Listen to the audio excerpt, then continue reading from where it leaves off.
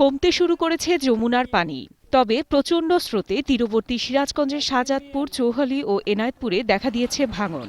সকালে চৌহালি তীর সংরক্ষণ বাঁধের খাসকাউলিয়া অংশে ২০ মিটার ধসে পড়ে।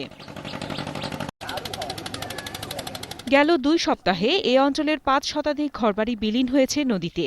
বোয়ালকান্দি থেকে দক্ষিণে পাথরাইল পর্যন্ত প্রায় ১৮ কিলোমিটার এলাকা ভাঙন কবলিত। এছাড়া এনাদপুর থেকে ভেকা ও শাহজাদপুরের সোনাতনী ইউনিয়নের বিভিন্ন স্থানে দেখা দিয়েছে তীব্র ভাঙন।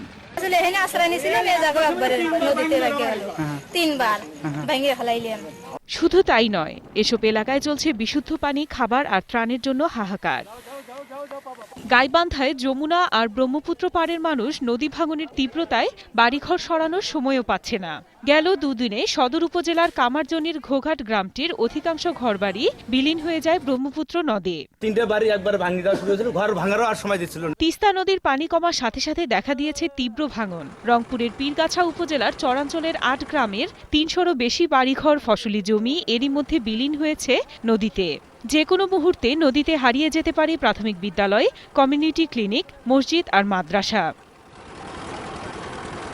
এদিকে বরগুনার পায়রা, বিষখালী ও বলেশ্বর নদীর ভাঙন তীব্র আকার ধারণ করেছে। ক্ষতিগ্রস্ত বাঁধ ঝুঁকিপূর্ণ হওয়ায় জোয়ারের পানিতে বসতবাড়ি, গাছপালা ও ফসলি জমি বিলীন হবার আতঙ্কে রয়েছে জেলার লাখো মানুষ। আমার ঘর সব তলাই গেছে, যাবো কই? মানুষজন লইয়ে কোথায় যাইবে? খুব বিপদ। এদিকে কুশিয়ারা নদীর পানি মৌলভীবাজারের শেরপুর এবং সিলেটের শেওলার বিপদসীমার ওপর দিয়ে প্রবাহিত হচ্ছে। হাওরের পানি কুশিয়ারায় নামতে না পারায় ২ জেলার ৫ উপজেলার বন্যা পরিস্থিতি অপরিবর্তিত রয়েছে। দুর্ভোগ পোহাচ্ছে পানিবন্দী ৩ লাখেরও বেশি মানুষ।